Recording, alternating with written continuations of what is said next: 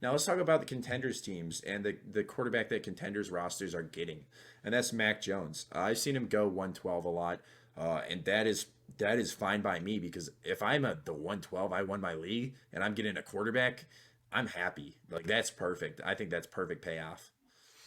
I have seen him in the second. So the value on Mac Jones is Sheesh. ridiculous. That was in 112 team Superflex and a 10 team two quarterback. So it was it's obviously a little different with a 10 team, but I mean, still the fact that he's going in the second and a 12 team Superflex, people just don't want to draft him. He's the Mr. Dad bod, least sexy pick of the draft. He's boring. He might not start this year. Who knows how Cam Newton does? But at the end of the day, it's like I'm realizing now that I think the sexy picks are the value picks, not just because it's super flashy player who's going to blow up on my roster and be worth 10 times what I drafted him for next year.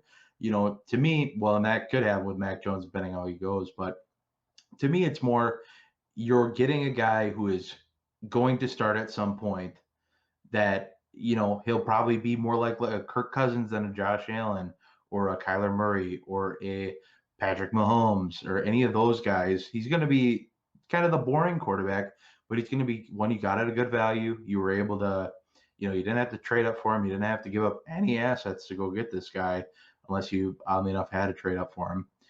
But at the end of the day, it's like I think Mac Jones is a solid prospect. I don't think he's a crazy world beater by any means. Only had the 1 year starting at Alabama, which is a small red flag for me. Still played out of his mind at a big school, played a lot of, tough competition.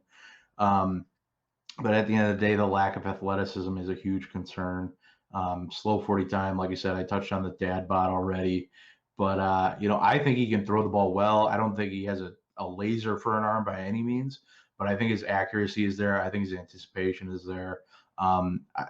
Like you kind of touched on with Fields, I think he feels pressure, and I think it's because he knows he can't escape it. That he kind of has a panic, and that's where he makes his worst decisions. Not that he made a ton of threw a ton of interceptions, but that's where he fails to see his reads, fails to get the ball to his playmakers, and ultimately in the NFL will probably turn into turnovers.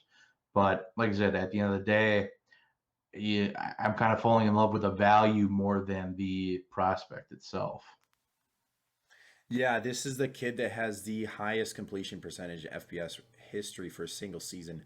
He completed 77.4% of his passes, and he had over 4,500 passing yards with 41 passing touchdowns at 11.2 yards per attempt.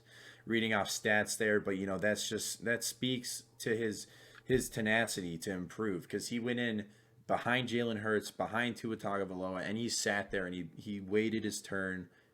And he did the correct things, and he improved his game. We have to say he improved his game because he was one of the best passers in college football.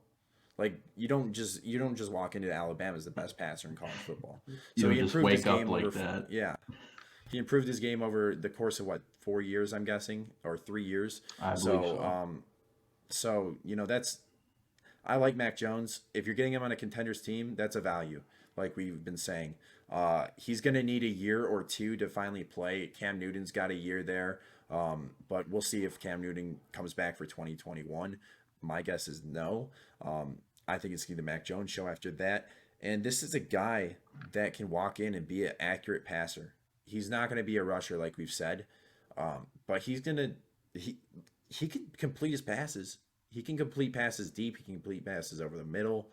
How much of that completion percentage is adjusted to his wide receivers being first round picks, like all of them? I don't know. Can't say. That's literally impossible to solve because at the same time, he has to deliver a catchable ball. So I don't know. Mac Jones is interesting to me. That's why he's my quarterback 5. I can't really have he has the lowest floor because he can maybe just not even play if he's not good. Thanks for listening to the Dynasty Rewind. Please make sure you subscribe, rate, and review. And as always, be kind. Please rewind.